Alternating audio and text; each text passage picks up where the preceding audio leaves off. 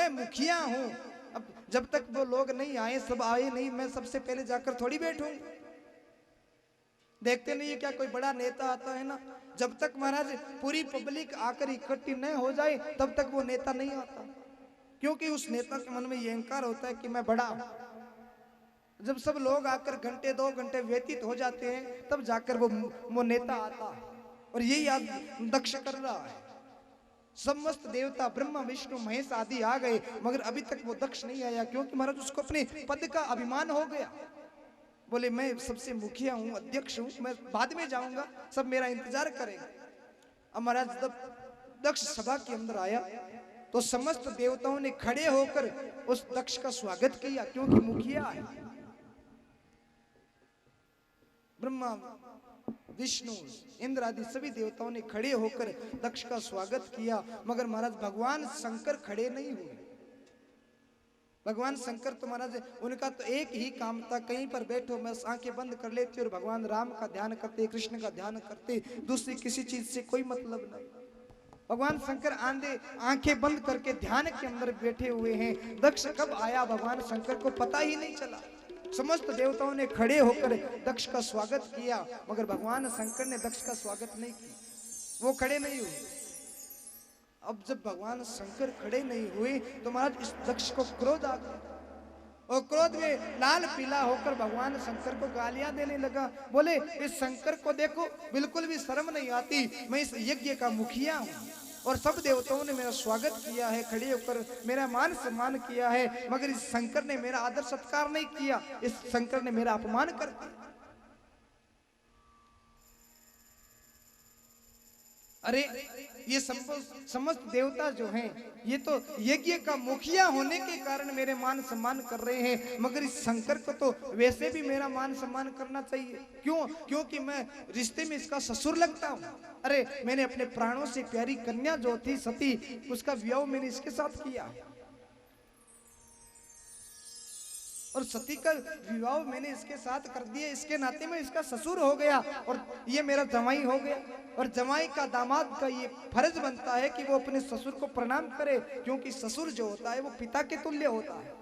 अरे इसको तो वैसे भी मेरा सम्मान करना चाहिए, मगर इसने भरी सभा के अंदर मेरा अपमान कर दिया। अब महाराज भगवान शंकर को तरह तरह की गाली देने लगा।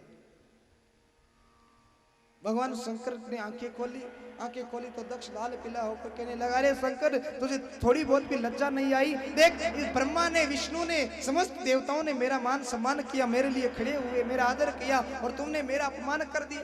अरे मेरी मति मारी गई थी जो मैंने अपनी कन्या तुझे प्रदान की।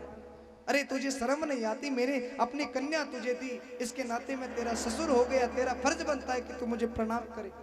ये देवता करे या न करे, मगर तेरा ये फर्ज बनता है कि तू मुझे प्रणाम कर। अरे मैंने अपने प्राणों से प्यारी कन्या तुझे सौंपी और दहेज के अंदर बहुत सारा धन भी तुझे दिया, और फिर भी तुमने मेरा अपमान कर दिया। अरे दानों के अंदर जो महान दान होता है कन्यादान मैंने तुझे प्रदान किया और तुमने मेरा अपमान कर दिया। अरे तू तो मेरा जवाई नहीं, तू तो जम है। भगवान शंकर को जम कहने लगा। हम लोग भी कहते हैं कि नहीं, जमाई को जम कहते हो कि नहीं? बस जमाई कह रहा है जम है। जमाई को जम क्यों कहते हैं, कभी मन में विचार किया क्या? आज ये दक्ष भी भगवान शंकर को जमाई को बोले तू तो जम है, यमराज है, तू तो जमाई कैसा है?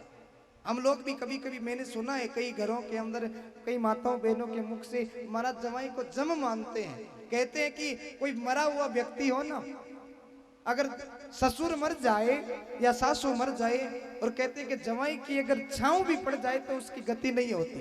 ये बात बिल्कुल सत्य है क्या?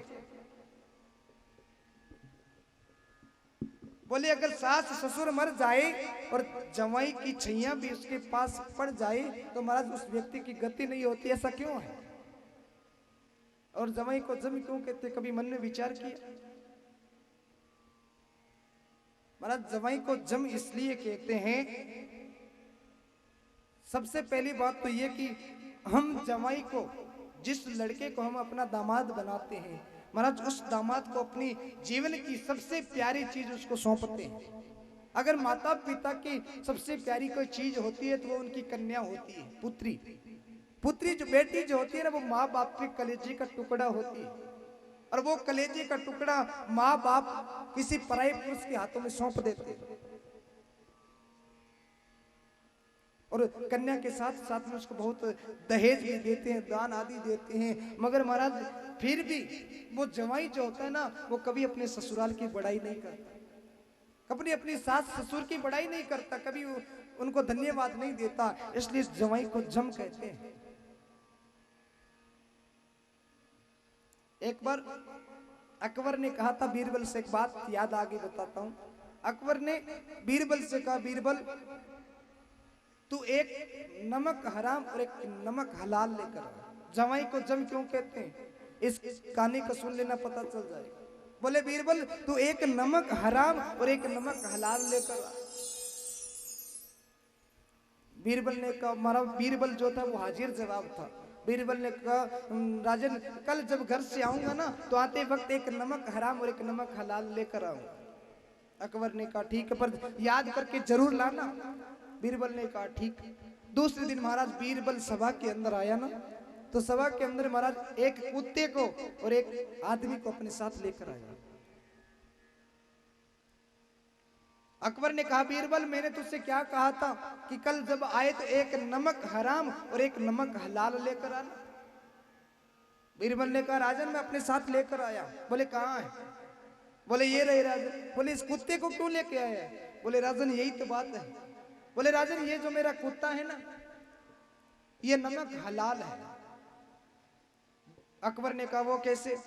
बोले राजन मैं जब सुबह घर से निकलता हूं ना, तो इस कुत्ते को आधी रोटी देकर निकलता, और उस आधी रोटी के बदले ये कुत्ता पूरे दिन मेरे घर की रखवाली करता है, पूरे दिन मेरे घर के पास में बैठे रहता है और किसी भी अनजान व्यक्ति को घर के अंदर नहीं घुसने देता।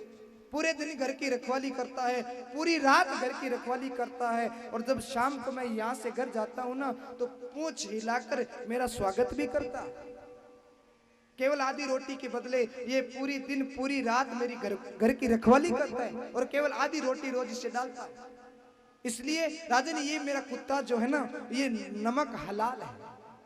बोले नमक हराम कहाँ है? बीरबल ने अपने पास में जो पुरुष खड़ा था ना, उसको आगे किया। बोले राजन ये व्यक्ति जो आप देख रहे हो, ये नमक हराम है। अकबर ने कहा ये नमक हराम कैसे? इसने ऐसा कौन सा काम किया जिसके कारण ये नमक हराम है? बीरबल कहने लगा राजन आप जानते हो ये कौन है? अकबर ने कहा नहीं। बोले राजन ये जो आप पुरुष देख रहे हो, ये पुरुष मेरा जवाई है, मेरा दामाद है। अकबर ने कहा तो तेरा दामाद नमक हराम कैसे हो गया? बोले राजन केवल मेरा दामाद ही नमक हराम नहीं है, इस संसार के जितने भी जवाई है ना, जितने भी दामाद है, वो सब नमक हराम होते हैं। अकबर ने कहा कैसे? बोले राजन मैंने अपने प्राणों से प्यारी कन्या जो है ना, वो इस व्यक्ति को सौंपी, कन्यादान इसको दिया, और मेरे सामर्थ्य के अनुसार मैंने इसको दान दक्षिणा भी प्रदान की, जितना मेरा सामर्थ्य था उतना दहेज भी इसको दिया। मगर फिर भी ये आदमी कभी मेरी बड़ाई नहीं करता, कभी अपने घर पर जाकर मेरी अपने ससुराल की तारीफ नहीं करता। और तो और राजन जब हमारे घर में कोई काम पड़ता है ना, तो हम सबसे पहले इसे बुलाते हैं। घर के अंदर जब भी कोई मांगलिक काम पड़े तो सबसे पहले बेटी और जवाई को बुलाया जाता है, तो सबसे पहले हम इसे बुलाते हैं। और महाराज एक बार कहने में ये आता नहीं, इसे कम से कम जब इसे 10 बार बुलावा भेजते हैं तब जाकर ये आता है। 10 बार बुलावा भेजते हैं तब ये हमारे घर में आता है। और तो राजन जब ये आता है ना, तो अपने साथ में 5-4 मित्रों को भी लेकर आता है। और तो राजन जब ये मेरे घर में आता है ना, मैं अपने बाप की जितनी सेवा नहीं करता, उतनी सेवा हम पूरे घर वाले मिलकर इस जवाई की करते हैं। बाप को इतना नहीं पूछते जितना अपने जवाई को पूछना पड़ता। कोई भी सेवा के अंदर कमी नहीं रह जाए। अरे इनके ऊपर 100 उपकार कर दो महाराज, एक गलती कर दो 100 उपकारों को मिटा देगा, उस एक गलती को पकड़ कर बैठ जाएगा। मेरे ससुराल में ऐसा हो गया। और चाहे इसका भला कितना भी कर दो, एक बार भी अपने मुख से ऐसा नहीं कहेगा कि मेरे ससुराल वालों ने मेरे साथ ऐसा किया।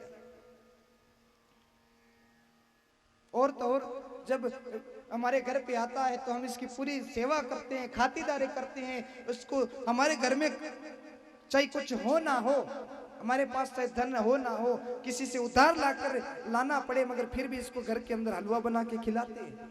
हम लोग रोज सब्जी रोटी खाते हैं, मगर ये जब हमारे घर में आता है तो हलवा बनता है, इसकी पूरी सेवा करते हैं। दो तीन दिनों तक जब तक ये रहता है पूर्ण सेवा करते हैं, और जब वापस जाता है ना तो इसको दान दक्षिणा देकर विदा करते हैं। इसको सीख बाड़ी भी देना पड़ता है और इतनी सेवा इसकी करते हैं। मगर फिर भी जब ये अपने गांव में जाता है और जाते ही सब लोग पूछते हैं ना कि भैया ससुराल गया हुआ था, खातिरदारी कैसी हुई? बोले नहीं, मेरा कैसा ससुराल, अरे मेरे ससुराल में खातिरदारी क्या होती है कोई जानता ही नहीं, उनको कोई परवाह ही नहीं है। वैसे ऐसे ही है, कोई अच्छी बात नहीं है, काम चलाऊ ससुराल है अपना, तो कितना भी इसकी सेवा कर दो ये बड़ाई नहीं करता।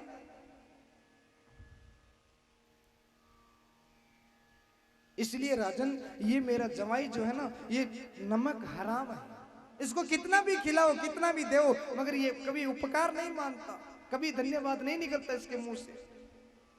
अकबर ने कहा अच्छा इतना बड़ा नमक हराम है, तो बीरबल एक काम कर, हमारे राज्य के अंदर ऐसे नमक हरामों की आवश्यकता नहीं है, ऐसे नमक हराम हमें नहीं चाहिए। बीरबल एक काम करे, ये जितने भी जवाई है ना सबको फांसी दे डाल। अरे नमक हराम किस काम के, सारे जवाइयों को फांसी दे दे।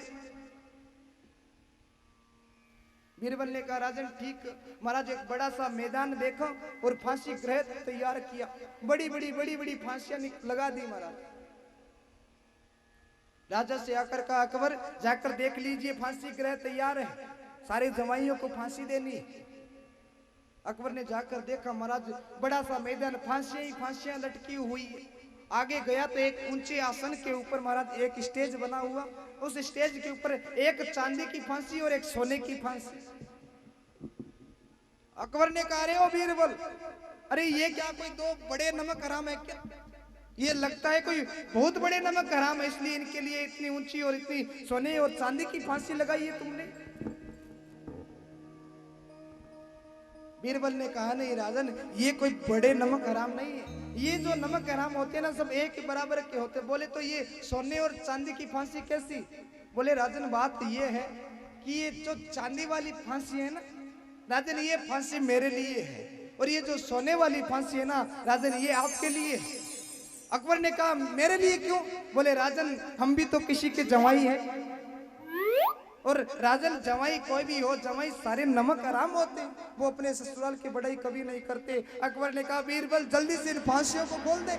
अरे किसी जवाई को फांसी नहीं देनी है। अरे बीरबल ये जवाई तो ऐसे ही मजे करेंगे, ऐसे ही खाते रहेंगे और ऐसे ही बांटते रहेंगे। तुरंत महाराज वो फांसियां खुला दी। तो कहने का तात्पर्य ये है कि ये जवाई जो है ना, ये जम होते हैं महाराज, इनको कितना भी खिलाओ। देखते नहीं हो क्या महाराज, अपनी बेटी का 20 वर्षों तक जिस कन्या को पाल पोस कर आप लोगों ने बड़ा किया और किसी पराई पुरुष के हाथ में दे दिया।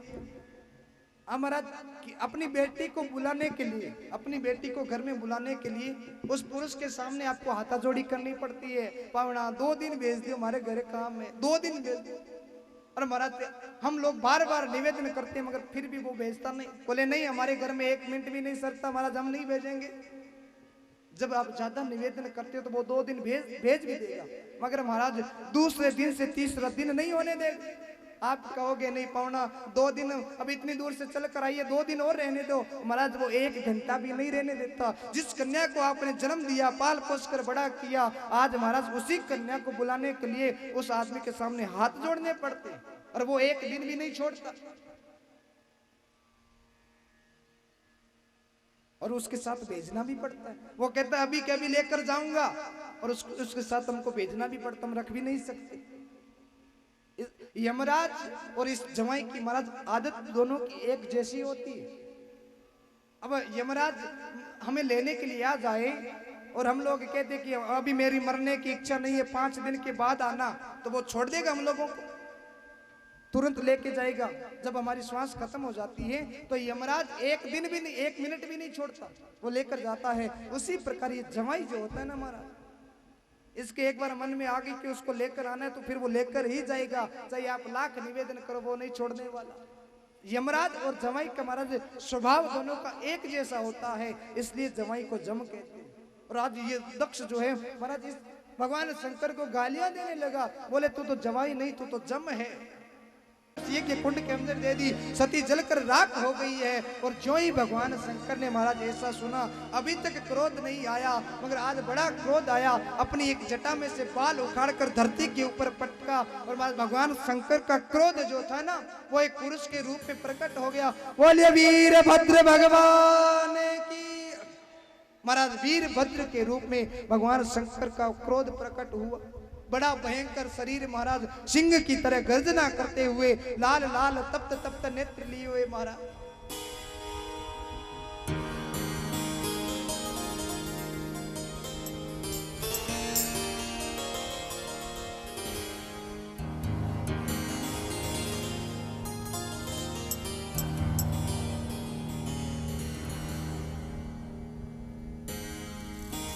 वीरभद्र महाराज बड़े क्रोधित रूप के अंदर बड़े बड़े तक्षण नाखून, लाल लाल तप्त तप्त नेत्र। भगवान शंकर ने वीरभद्र को आज्ञा दी, वीरभद्र अरे तेरी माता सती ने यज्ञ कुंड के अंदर अपने प्राणों की आहुति दे दी और जो जो आदमी इस दृश्य को देख रहा था उस सबको मार डाल। और जिस दक्ष प्रजापति के कारण मेरी पत्नी ने अपने प्राणों की आहुति दी है, उस दक्ष की गर्दन काट कर यज्ञ कुंड के अंदर आहुति दे दी। और महाराज वीरभद्र महाराज बड़े क्रोध में सिंह की तरह गर्जना करते हुए उस यज्ञशाला के पास आया। आज सारे ऋषि मुनियों ने, देवताओं ने देखा कि हवा का बहुत बड़ा बाउंडर यज्ञशाला की तरफ आ रहा है। सारे देवता ऋषि मुनि घबराने लगे, दक्ष से कहने लगे, दक्ष अरे ये तुमने क्या कर दिया, भगवान शंकर की पत्नी सती को मार डाला। हो ना हो ये भगवान शंकर का क्रोध है, ये भगवान शंकर का क्रोध है। महाराज वीरभद्र आया और वीरभद्र ने आकर महाराज जो जो ऋषि मुनि, जो जो देवता महाराज जैसा जैसा कृत्य कर रहा था महाराज उन सबको उसी प्रकार का दंड दिया। जब दक्ष ने भगवान शंकर का अपमान किया ना तो कुछ देवता ऐसे थे महाराज जो हंस रहे थे, भगवान शंकर के अपमान पर हंस रहे थे। कुछ ऋषि मुनि ऐसे थे महाराज जो हंस हंस कर अपने दाढ़ी के ऊपर हाथ फेर फेर कर मजा लूट रहे थे कि देखो जवाई और ससुर कैसे लड़ रहे हैं। तो वो वीरभद्र आया और जिस जिस देवता ने जैसा जैसा अपराध किया महाराज सबको वैसा वैसा दंड दे दिया। अंतिम में महाराज वो दक्ष जो है ना वो अपने प्राणों को बचाने के लिए भाग रहा था कि उस वीरभद्र ने दक्ष को पकड़कर महाराज उसकी गर्दन को काट कर महाराज उस यज्ञ कुंड के अंदर दक्षाई स्वाहा, यज्ञ कुंड के अंदर स्वाहा कर दिया, दक्ष को मार डाला। और जब दक्ष मरा ना तो महाराज पूरे देवता और ऋषि मुनि घबराने लगे, मन में विचार